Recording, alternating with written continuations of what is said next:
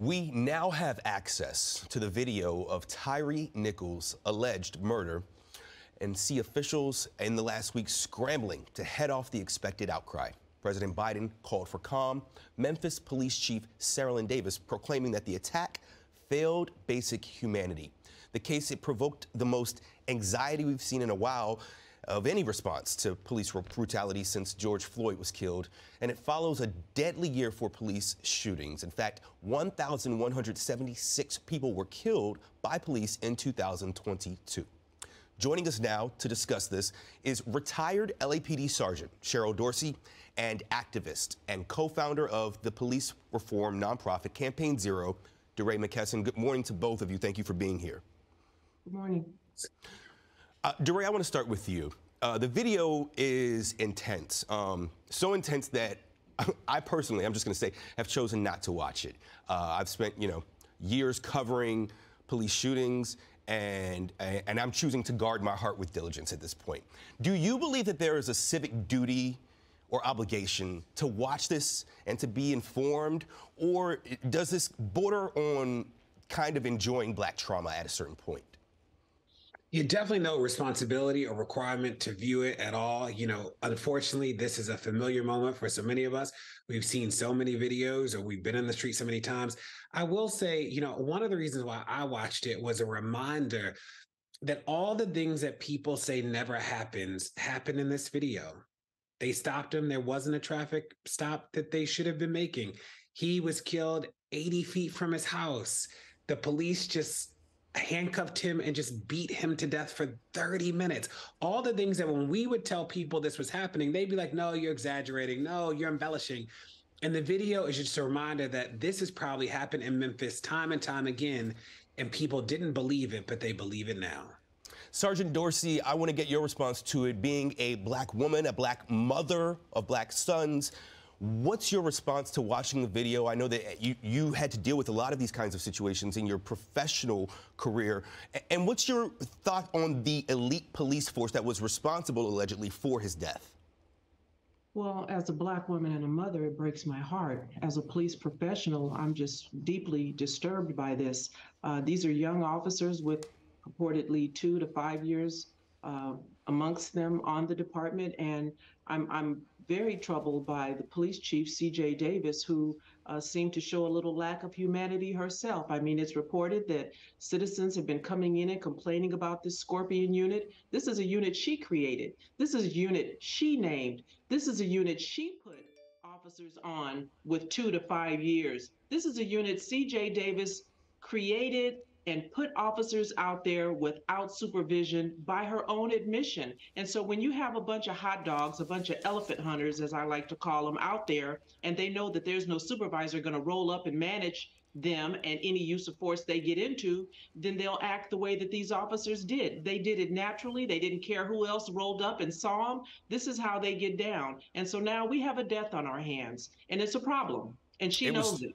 It was so bold that they were willing to engage in this behavior with all the cameras. Knowing that they had body cameras on did not prevent them from doing this. So it wasn't one bad apple here. You as a police officer, a retired sergeant, Sergeant Dorsey, some would say, though, or be confused maybe, how Black officers deal with this, because many would say that policing is inherently about upholding white supremacy, about control, about subjugation. How do you reckon with that?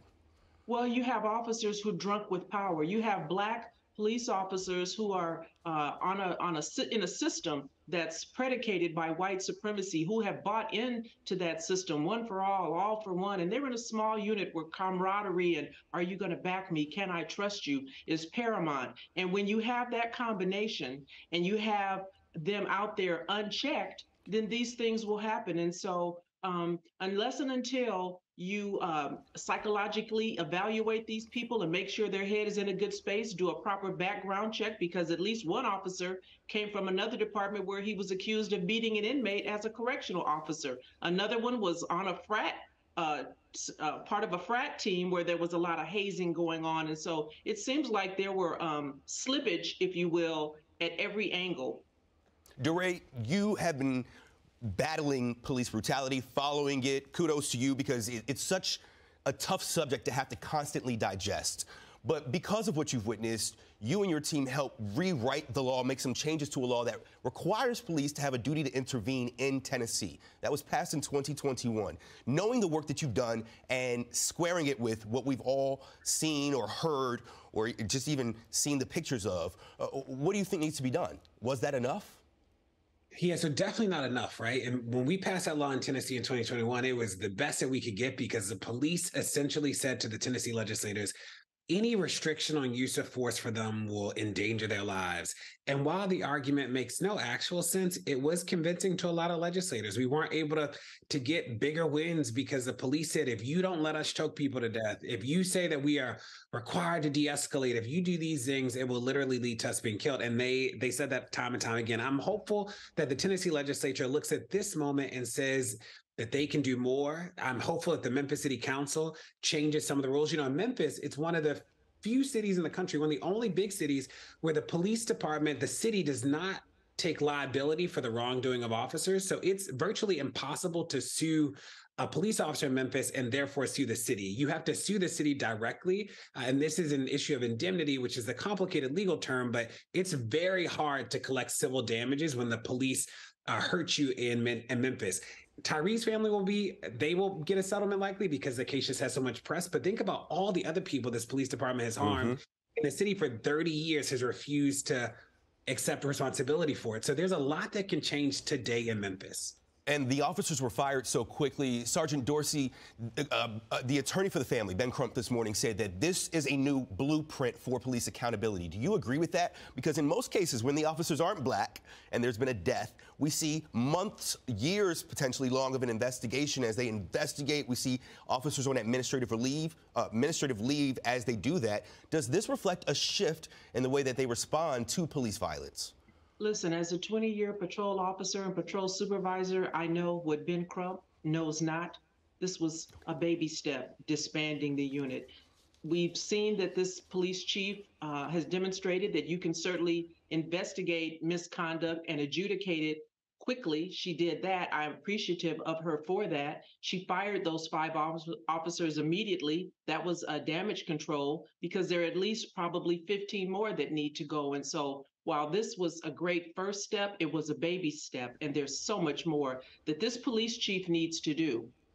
And finally, Dory, I wanted you to respond to this. Last week, this was a little, the anxiety that was building was somewhat difficult for me to process, even before the video came out. And I want to show you this quote that we have from Charles Blow, talking about that anxiety and the hype building up to it. He said, the televised countdowns to the release of the video that captured Tyre Nichols' demise further made sport of his death and devalued his life. It furthered the theater making of black people's pain and underscores America's perverse abandonment of the commitment that was made after the summer of protests after George Floyd's death. Do you agree with that? Have we gotten to a point where this has become like picnics they used to have for lynchings, where they would sit around and gather and watch this? Or do you think that this body cam or video, although it's not preventing violence, is essential? Yeah, you know, 2 things. One is I'll just echo with what Cheryl said, is that this police chief is no hero in this moment. And I'm reminded that she is responsible for the unit that killed Tyre. The second thing I was saying to your question, you know, I do think in 2014, people were not yet there with us on the idea that this was a problem all across the country. And the videos help people believe and see that this was happening in their backyard. I think at the point today, people don't need the videos. I think people are hungry to figure out what they can do to make sure this never happens again. And a lot of us don't need to see a video to know that the trauma and pain is real. So I agree with Charles Blow. And I think that people are hungry for solutions that are not somebody with the gun showing up for every single thing that happens in community. We need to move beyond policing when we think about public safety. Rethinking policing, and certainly I did not need to see the video in order to cover this story thoroughly at all. Sergeant Dorsey, DeRay McKesson, thank you for joining us this morning on Spectrum News 1.